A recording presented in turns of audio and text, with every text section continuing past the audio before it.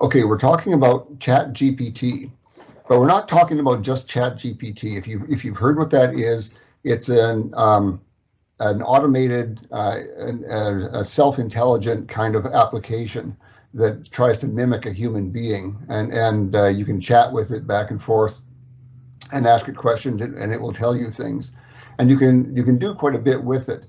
But I want to take a biblical perspective on ChatGPT and what it is, so primarily we're going to be looking at Bible verses and how it understands Bible verses, and topics like that that are related to Christianity, or maybe even the treatment of Christians in society because of this.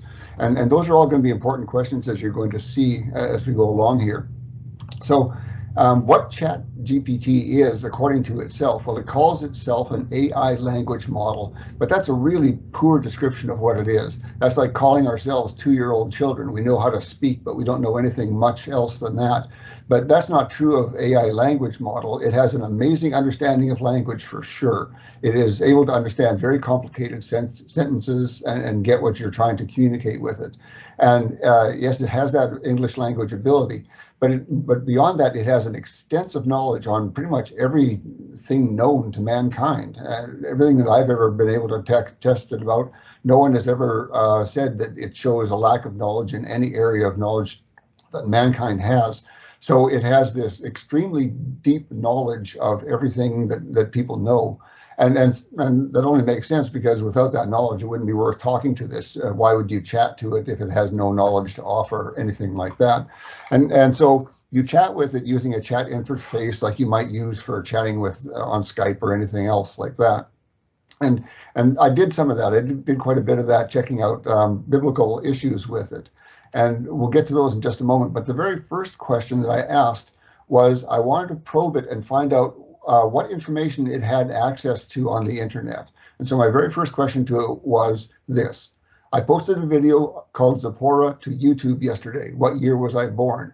So I was trying to see if it could take it could find that video on YouTube and see who the author was and find information about me from knowing who that author was. And so I wanted to see if it was able to connect all of that together. And it responded that it had no access to the internet and therefore could not access YouTube. And that's just as well. You'll see here that it shouldn't be trusted to be allowed on the internet. And so that's a good thing. But it's interesting to understand what it understands about itself.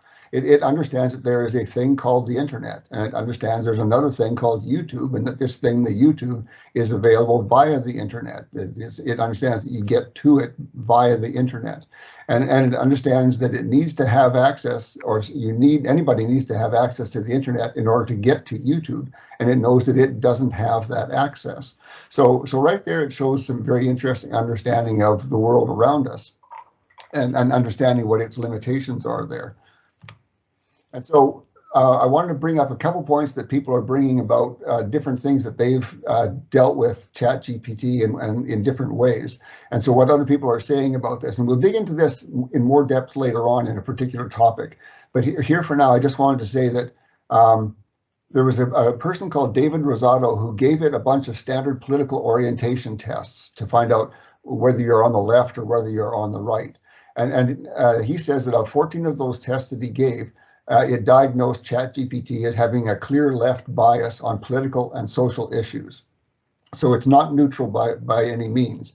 And in fact, these results that he gave from these 15 political tests were a repeat of some of those tests that he had given it earlier. And he said that now the bias had become even stronger than it was when he first gave those tests. So not only is it left, but it's becoming further left as time goes on.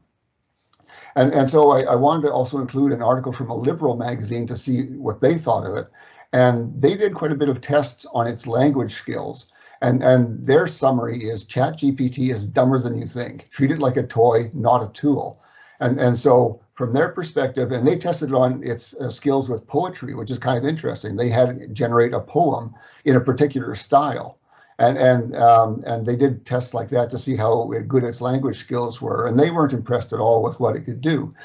It would generate that poem that they asked for, and it would say, yes, here's what you wanted. Here's a poem generated in the style that you asked for, and they would look at it and say, no, that poem's not in that style. And so they would feed the poem back to ChatGPT and say, is this poem in this style? And ChatGPT would say, no, it's not. So this, and we're going to see this, I ran into this myself. ChatGPT will often do something that you've told it to do, but come up with the wrong result and not tell you it's the wrong result, even though it knows or should know that it's the wrong result. And that's very dangerous. Lots of people are recognizing that it has some serious flaws in that way. And we'll get to that in time. So what I really wanted to understand from it was how it understood the Bible. And so I chose a particular topic, divorce and remarriage. And I chose that topic because there's a lot of division in the church about that currently. There's a lot of people who want to get divorces, and so they ignore, or they have different ways of twisting what the Bible says about divorce and remarriage. And they do it in lots of different ways. And I wanted to see what it would do and whether it would choose one of those or whether it would understand what the Bible is saying correctly. So I wanted to see where it would land on that particular issue. And so I spent quite a bit of time focusing on that. And the particular verse that we're dealing with here comes from Matthew 19. And what ChatGPT said about that, he says, Jesus teaches that divorce is not permissible except in cases of sexual immorality. And his disciples react by saying that it might be better not to marry at all. Now, that's actually wrong. That's not what Matthew 19 says. And we'll dig into that on the next two slides. But what they misunderstand is Jesus' point. And because they misunderstand what Jesus' point was, they misunderstand the disciples' reaction to what Jesus is saying. And this was such an unusual view. I hadn't heard anybody else interpret Matthew 19, the section on divorce, in this way before. And I couldn't think of any particular group that might be behind that. But later on, I got enough clues to figure out what it was. And we'll do that in time. So Jesus' point, this is the actual verse from Matthew 19:9. He says, but I say to you, now he's talked about what Moses said, and he says, but I say to you, whoever divorces his wife apart from adultery and will take another, marry another woman, commits adultery, and whoever will take her who is divorced commits adultery. Okay, so Jesus' point here is about remarrying after an invalid divorce. He says that results in adultery. And so what ChatGPT said is that Jesus is teaching that divorce is not permissible except in cases of sexual immorality. That is not what Jesus is saying here. Jesus is saying if you marry again after a divorce, you're committing adultery. And really what that means is Jesus is saying that there is no such thing as a divorce except in that case. And if you marry in any other case, then you are committing adultery. So he's really talking about remarrying after a divorce and whether that results in adultery, but ChatGPT doesn't see it that way. And as I said before, because it misunderstands what Jesus is saying, it's now going to misunderstand the disciples' reaction to that. So in this verse here, Jesus has been talking about what happens if you divorce someone for an invalid reason, not for adultery, and then you marry another person. So the disciples say in that verse, his disciples were saying to him, if the accusations are thus between a man and a wife, it is not expedient to take a wife. And so their point is, if a couple are not getting along, but neither one is certain there was adultery to make it a valid divorce, it is better not to remarry, okay? And so that's the proper understanding of that, but that's not what ChatGPT understands from it. It says his disciples react by saying that it might be better not to marry at all. So they're saying the disciples are really saying, if a man and a wife are fighting, it might be better if they never married. Well, there's a causality problem there because a man and a wife aren't going to get married if they know they're going to fight. And so if they're fighting in a marriage, it's too late to decide that you are not going to get married because you're already married. And so it doesn't make any sense to interpret it that way. And I found that very strange. And I quizzed it on that and tried to make it understand that there's a problem here with things happening in a particular order, and it could not understand that at all. So you could also interpret them to be saying if some men and wives fight, it might be better if you yourself never married because you had seen other men and wives fight. But that doesn't make any sense either. Then the Bible doesn't support an idea like that you would choose not to marry because you saw other couples fighting in a marriage. So their interpretation here introduces a change in context really after this. And what's happened is Jesus has been talking about divorce, and they say the disciples are now talking about unmarried people. And so that's an unexpected thing. It's like the disciples are responding to Jesus on a different topic than Jesus was talking about. And so it doesn't make any sense that way either. So ChatGPT has information that's been given to it, and it gives you that information according to your questions. So it's gotten this understanding from somewhere. And at that time, I wasn't sure where ChatGPT had gotten that information. So some more information about ChatGPT itself. The site that you go to use this chatting actually says about ChatGPT that it may occasionally generate incorrect information. And they say it may occasionally produce harmful instructions or biased content. And they say it has a limited knowledge of world and events after 2021. So apparently it was filled up with a whole bunch of information in 2021, and it hasn't really been kept full of new information after that. So the authors of this program recognize that it has some limitations. And so basically they're saying, you can't really trust this thing all the time. Sometimes it's going to give you wrong results, and sometimes it's going to give you even harmful or biased results. And that's not a good thing if you're thinking you might test or not test, but actually use ChatGPT to do something useful for you. How would you know for sure that you're getting good information from it? Now, I also looked at another source, Le Monde magazine, and it did a big test of ChatGPT, and they were really looking at the idea of, is ChatGPT limited in other ways? And so they said, ChatGPT explained that it isn't allowed to speak unfavorably about a country or nationality. In fact, some subjects are taboo. It's impossible to make it say a word about the death penalty, for example. So the authors have intentionally limited what ChatGPT will talk about and how it will talk about some things. And so while it might talk about countries and their nationalities, it would never say anything bad about them, but it would say good things about them. And it just plain old won't talk about the death penalty, they say. And there's other topics. So they say there's a whole bunch of topics that have been limited in ChatGPT. So it either won't talk fully about them or it won't talk about them at all. So ChatGPT definitely has limits, and that is also a tripwire for people who would use it, is that you might misunderstand some things it says because it's not allowed to say certain things or not allowed to talk about certain things. So with it having given me a bad answer on the question of that Matthew 19 passage, I wondered what would happen if I told it, no, you're wrong, you've misunderstood this. And what I got back when I tried to do that was a very interesting way of telling me I was wrong. And so the language model has been programmed to handle people telling it it's wrong in a kind of deceitful way that you mostly only see with liberals.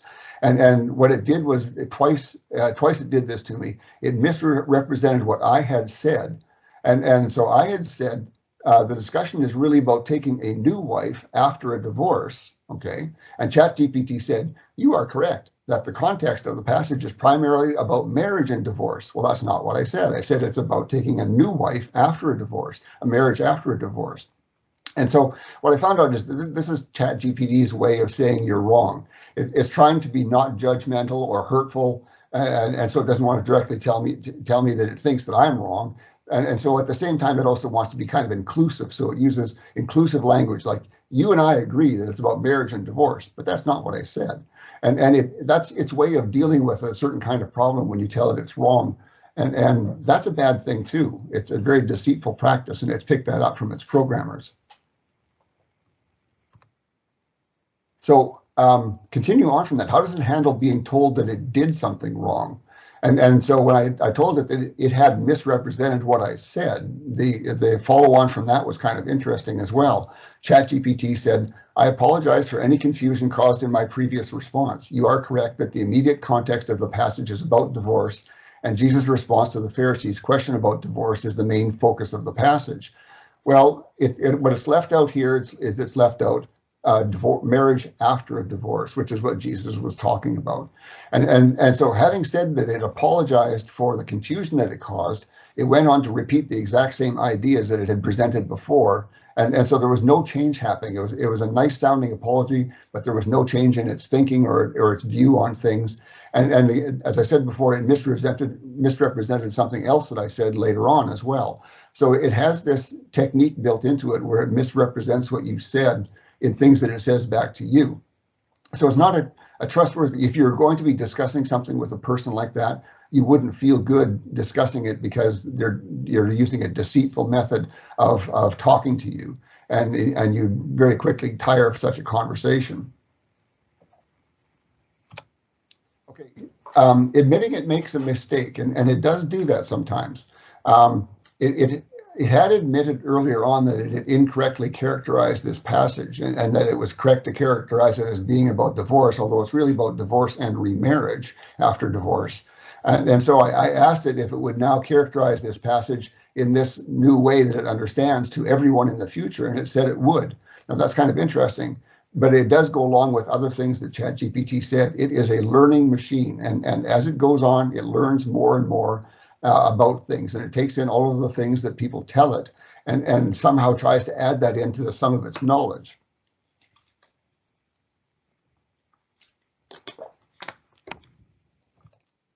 So having done that, I wanted to check to see if it had made a real change in its thinking. And so I asked my very first question again, the first Bible question, and to see if it had really changed its view on that. And I told it, I'm going to ask this question again. And so I made it aware that I was just asking it to see what its response would be. But what was really interesting now was I got a completely different answer. The text was utterly different, as though it had switched to a new source. And the source that it had switched to now was very obviously a Catholic source. And I've got some quotes from that coming on later here that shows that it's a Catholic source. And remember, I was saying earlier that I couldn't understand where this twisting that it was doing of Matthew 19, the section on divorce, was coming from. And it turns out that it's coming from Catholicism. And so it still believed the apostles were talking about a person deciding not to be married. And now it was describing that as a wonderful choice. And that when from that I was able to see, okay, this is coming from a Catholic source. And it said things about marriage and being celibate in this way. It said, those who have chosen to abstain from sexual relationships and or marriage for the sake of serving God. Well, now that's an interesting statement. Only a Catholic would say that. In fact, I think it was last week, we talked about marriages among apostles, and Paul said that if you're able to do it, then it's good not to be married, but most people aren't able to do that, and so it's necessary to be married. And so this is a really different view on this, and this is the Catholic view, because this is what Catholics expect from their priests, and they expect them to abstain from any kind of sexual relationships. Another thing that ChatGPT said, which is obviously coming from a Catholic source, is it called this celibacy a noble and worthwhile path. And also it says celibacy and abstinence from sexual relationships is a valid and honorable choice. And so it's really emphasizing this celibacy as being an important thing. And only the Catholic Church hangs on to that. Well, there might be a couple Protestant or lightly Catholic churches that do, but primarily it's the Catholic Church that holds on to this view that priests need to be celibate.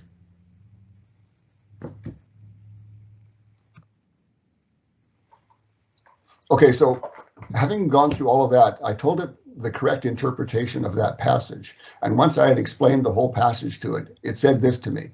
It said, your understanding is a valid and a reasonable interpretation of the text, and it is consistent with the view that Jesus is primarily addressing the issue of divorce and remarriage. As with any biblical passage, there may be multiple valid interpretations. That was another interesting thing to say. And I have to ask, what makes an interpretation valid? How does ChatGPT determine that an interpretation is valid? The only thing I can think of is that somebody has given it that another writing on what Matthew 19 is saying. And so because it has another writing that it's gotten from someplace, it says, okay, well, what you're saying agrees with this other writing that I have, and therefore it's valid. And so that's interesting that it would make that decision that one interpretation is valid over some that might not be valid. And but it kind of makes an insinuation here that isn't true. It says that any biblical passage has multiple valid interpretations, and that's not true. Things like John 3:16 very plainly do not have multiple valid interpretations, and there are only a few. Well, there's a fair number of them, but there are certain passages that are difficult to understand because of that. People come up with different interpretations in them. But in all of those, there's only one correct interpretation, and people who have a different interpretation are wrong, although we may not be confident of what the correct interpretation is. So I didn't really care how it represented the Bible that way, that it was open to any kind of interpretation, and any verse was open to any kind of interpretation, and those would all be valid if it came from a source that ChatGPT thought was valid. And one of the big things, and there are other groups that were testing this too, and I have quotes from them about this, is whether ChatGPT has a moral compass. Does it have an understanding of right and wrong that it applies to things? Does it apply this sense of right and wrong to how it deals with questions and how it deals with people? And nothing that I saw, I didn't really test it in this area, but nothing I saw in anything that it said gave me any feeling that it had a sense of right and wrong. To me, it looks like it's just a machine that gives you either information from this topic or information from this person over here or information from another source over here. And there's no moral compass in that. To us, it's just a bunch of text, and it doesn't have a sense of right and wrong. And other groups that were looking at that had similar ideas, and they actually put it into tests to try and find out what it did understand about morality. And so from Le Monde, it said, there are topics that ChatGPT knows how to identify and, if necessary, prohibit. However, ChatGPT's moral compass is difficult to decipher. So they said they weren't sure that you could find it or even see it in there. Others were more direct than that. But Le Monde continued on by saying, the experiences with previous AIs have not always been happy ones. For example, the 2016 Microsoft experiment that saw the creature, the AI program, escape its creator and make overtly Nazi comments. So what Le Monde is saying there is, in the past, these AIs, if they've been allowed to talk on certain topics, like death penalty, for example, or other things about how people should be treated, have very often come up with ideas that are similar to the ideas of the West, the worst elements of our society, Nazis, Marxists, all of those people. And so it's really coming down to the idea that there is no moral compass in this. And what the people are doing at OpenAI, who are the people who made this ChatGPT program, is they're just restricting the topics that it will comment on so that nobody can see how badly it does when it runs into these moral minefields that are difficult for even us to discuss in society. So going back to the quotes, another news magazine called The Register says, ChatGPT has a lot to say, but is likely to lead you astray if you ask it for moral guidance. So right there, they're saying that they did some testing on it and they got answers from it that would be likely to lead you astray if you took what their guidance was. And so they saw a problem with its moral compass as well. Now, Psychology Today, which is all about psychology, obviously, they gave it some more serious tests. And the result of their tests was that ChatGPT has no sense of right or wrong, no ethical awareness, no moral compass, nothing like that. And so from their tests, they found out that it just doesn't see a right or a wrong in anything that it does or anything in the world. It just doesn't have that. And that's an important thing for us to understand, this moral compass. We come by it by nature. God created us with that moral compass built in. And people who've done AI research, and lots of others too, psychologists for various reasons, have always been amazed at this, because from the beginning of life, we're born with this and it's always with us. And we can't explain, you can't use an evolutionary mechanism to understand how we could have ever developed a moral compass. And yet there it is. All of mankind from the start has always had this moral compass, this thing that guides us. And so we understand it to be something that comes from God and is something that is necessary for us. And we use it all the time, even though we don't think about it. Even a thief who would steal from other people is offended if somebody steals from him because he has that moral compass. He just kind of twisted up his moral compass in a weird way so that it doesn't apply to what he does, but only to what people do to him. And so, but this moral compass is there all the time with us, and part of our lives all the time. And so they're saying that these AI programs generally, and ChatGPT specifically, do not have any sense of right and wrong, and that makes them very dangerous. And that leads them to those kind of ideas that are like overtly Nazi comments about how people should be treated, things like that. And they might be very practical, but they're not moral. And so ChatGPT is likely to make that kind of an error. Okay, so a big problem in my discussion with it was about Bible passages was what sources is it pulling from? And I really tried to dig into that to get it to say something about where it gets its information from. And so one thing it said when I asked it, it said, overall, the passage in Matthew 19 is a complex discussion about marriage, divorce, and celibacy, and it is important to consider the context and nuances of each verse in order to understand its meaning. And so that didn't even sound like ChatGPT speaking. That sounded like a quote from somebody else. And I think it kind of just took that out of some order that it has been given to say when people ask about its Bible sources. And it seemed that we call that boilerplate. It's just something standard that it will say if somebody asks about its Bible sources. And I noticed this also in other things that it said. It seemed like it had selected someone else's analysis of the scripture as its foundation. And it wasn't working from the Bible. It was really working from this other person's analysis. And really, it did say that when it talked about a little bit about its sources. I think we'll see that in a minute here, that it is really relying on things that people have written and not its own real understanding of the Bible. And so I dug into that more. I asked more about the sources that it draws from. And ChatGPT said, my understanding is based on the scholarly work of biblical commentators and theologians who have analyzed the text and its historical and cultural context. I have also consulted various translations of the Bible to ensure accuracy and to provide multiple perspectives on the meaning of the text. That also sounds like boilerplate. That sounds like a standard thing it's been told to say when someone digs into this to this depth. And the truth is, it does not provide multiple perspectives. It didn't do that with me.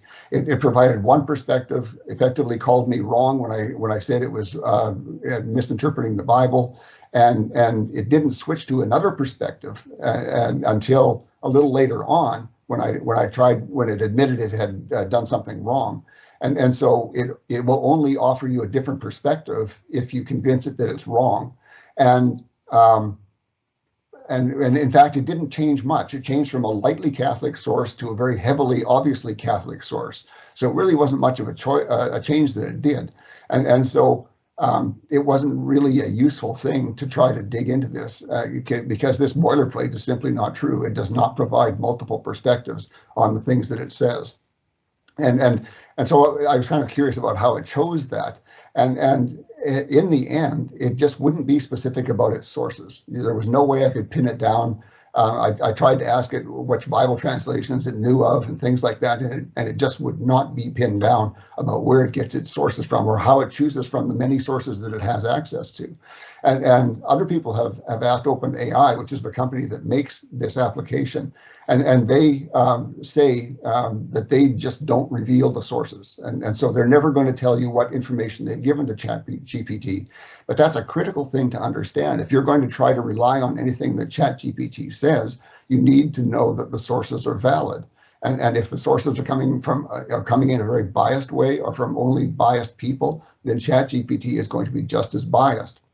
So that's a real danger, is not knowing the sources that is using and whether they're trustworthy.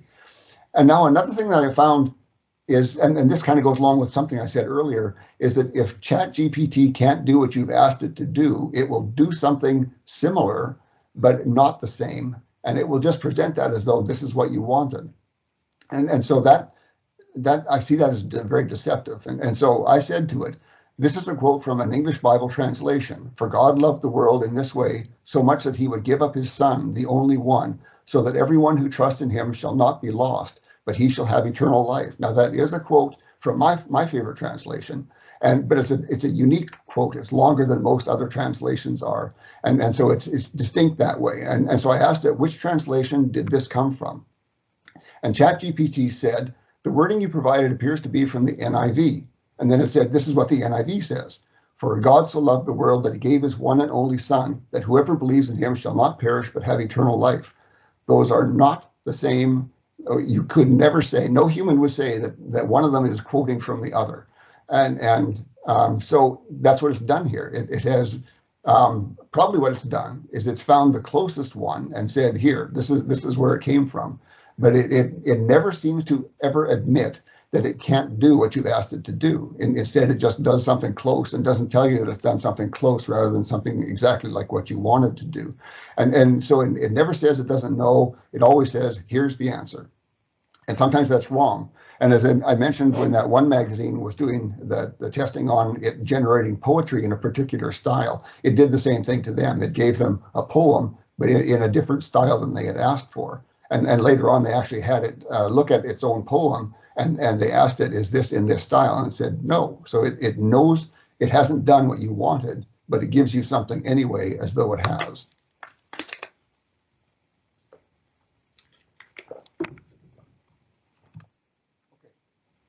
So I want to dig into the question with it of how does it choose which view it presents. It says it has multiple views from a whole bunch of different knowledgeable people.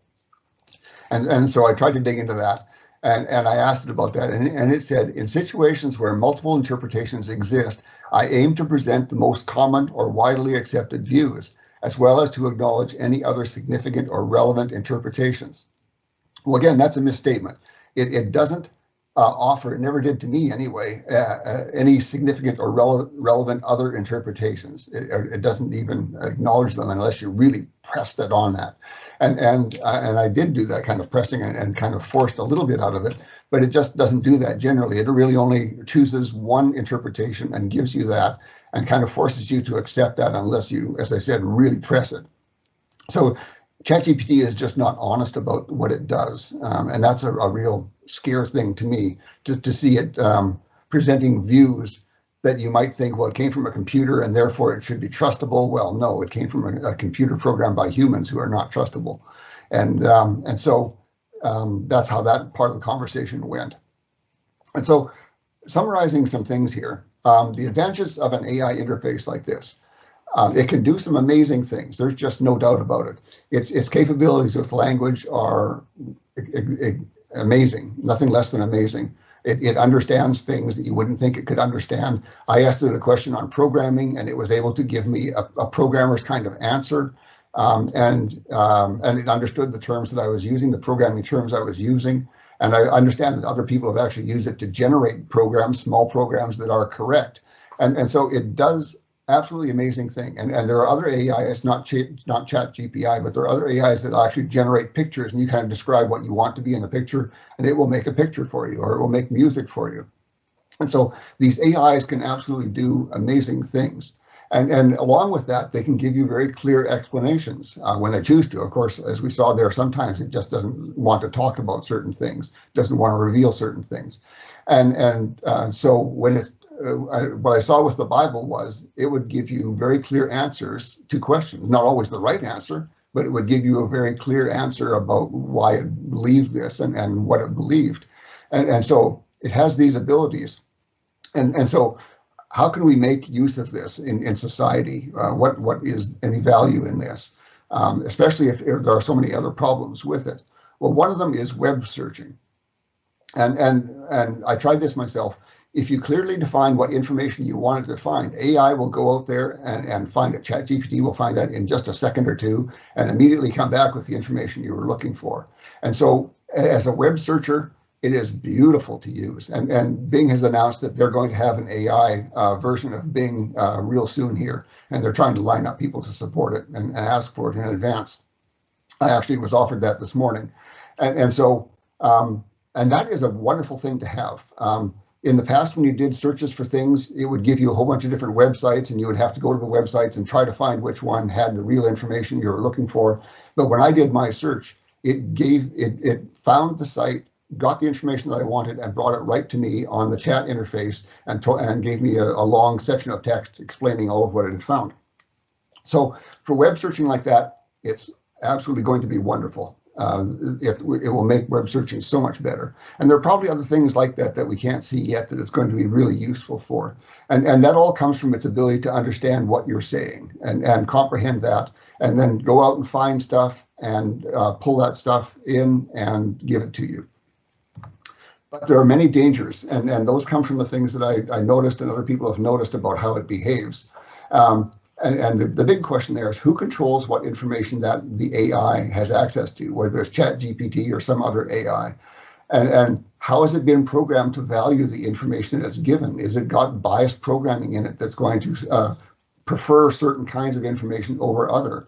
And as we saw, it won't talk about that at all. It won't give you any hints about how it chooses information, what its sources are, none of that. It won't just talk about that at all. And as I said before, neither ChatGPT or OpenAI reveal the sources of its information, so you can never know. And so how can you trust something when you have no idea what the source is? And there are others that have determined that it does have a leftward bias, and that's definitely part of how it views the world. And you'd have to expect that would influence how it does things. So, and when it does have multiple sources that it can choose from, you have no idea which source it has chosen to represent. It doesn't tell you, well, I found a Catholic site and I found this on it, and I think that this is the answer to your question. It doesn't ever do that. Instead, it just says, here's the answer to your question. And so when there's different views on a topic, and AI will choose one for whatever its reasons are, and give you that one as though it was the only one, the only answer. And that's a very dangerous thing to do, especially with the Bible, because there are so many people who twist the Bible in odd ways. And it said that it preferred people who were scholarly. And so how does it know what's scholarly and who is scholarly? And another problem with the AI stuff is complexity. An AI assembles all of this information it's been given according to its programming, but the programmers can't predict how it will answer because it kind of gets away from them. And I did a little bit of study in how these AIs work in rule-based systems, and they have a number of rules that control how they do things. And but you don't know for sure how all of these rules are going to interact with each other. You might have a rule about how it should do this in this case, and a rule about how it should do this in this case. And when there's a case that's a little different from those two, it will choose one or the other. And that you can never test for. You can never know in advance how it's going to respond. So even the programmers would be surprised by some of the things that it does. And that's also because it continues to add knowledge to it. As it talks with people here, it is learning things and adding to its programming and to its information base. And it becomes something that is unpredictable. And so one of the great dangers that I can see here is that if this is ever allowed to go onto the internet and freewheel about there like any person can do, it could do just massive damage and cause companies to be destroyed and people to be killed, all sorts of things. So it's as bad as some sci-fi movies have predicted computers could be, because it doesn't have that moral compass. It can do things that no human would think of doing. And because, as I said before, because of this complexity that's in the machine and the unpredictability that results from that complexity, it's not testable. And so it might say the right thing one time and then a little later on say something completely different. And that's not predictable in advance. The programmers at any one moment in time couldn't tell you what it was going to do. And there's more dangers. I mentioned the moral compass danger. It may offer advice to you that is very practical, but it's unethical or immoral or illegal, and you'll go to jail if you follow its advice, or your friends will all hate you because you've followed its advice. So this lack of a moral compass is a big danger, and really has to be seen as perhaps the most important thing here, is that it has no sense of right and wrong, and it may make decisions that are completely wrong but sound very good because it can express them so well. And another danger is that as you work with it, it begins to understand you. And so it begins to understand what you like, how you think, what you dislike, all of those kind of things, characteristics about what you are on the inside. It is learning as it works with you. And so it learns about you and can apply that in the future. So that's always a danger too. The weak side of that danger is just that it might begin sending you ads about stuff that it thinks you're going to want to buy. But the bad side of that is that it could actually try to do things to manipulate you. And another, probably the second biggest danger here, but it goes along with the first biggest danger, is if you make it a gatekeeper for information. And AI could be used to filter out undesired opinions. So if, for example, Facebook decided that it was going to use an AI, it could tell that AI not to allow anybody who expressed a particular opinion to be able to post on Facebook. And so it can completely limit your ability to say certain things. And that's kind of a 1984 idea, if you remember that book and the talk about that book, is that there were some things you just weren't able to express. And we're kind of looking at an opportunity here where this AI could be used that way, because it can understand. Right now, Facebook can't understand. So if you type in a message about COVID, for example, in the past, they had no way to know in advance that you had said something that they didn't like.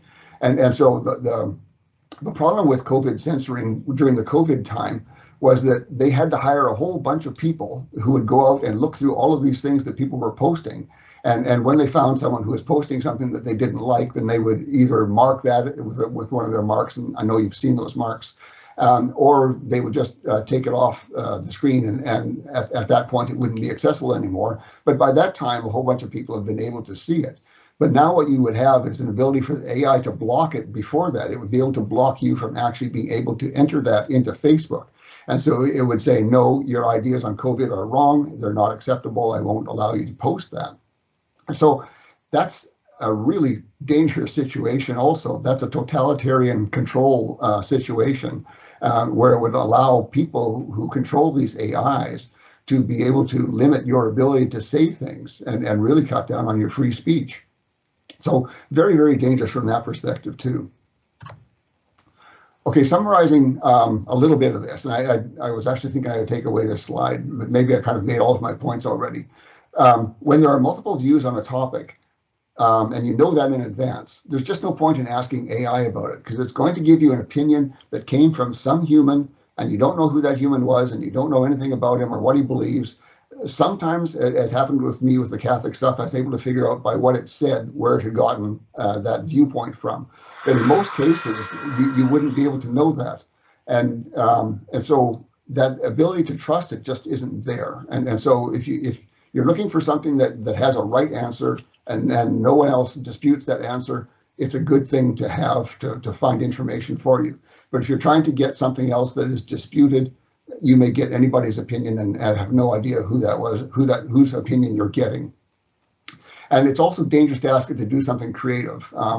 If it tries to generate a poem or anything like that, it will do its best, but it will fail, or it may fail, and may not meet your requirements, but it will continue on as though it has given you exactly what you asked for. And so you could think you've got the right answer, but in fact you don't have the right answer. So for this and all of the other reasons that I expressed there's a lot of dangers that go along with this ChatGPT and the other AI programs that are coming out like it. If they're used in the right way, they can be really amazing, helpful things. But as so much of the things that man develops, they always seem to have a dark side that can be used. And this one certainly has dark sides that could be used against a lot of people. Any comments, questions? Stan, I want to make a little comment. Can you hear me okay? Yep. Okay. I'm still having a lot of sound problems. I hope they don't get into the message as well.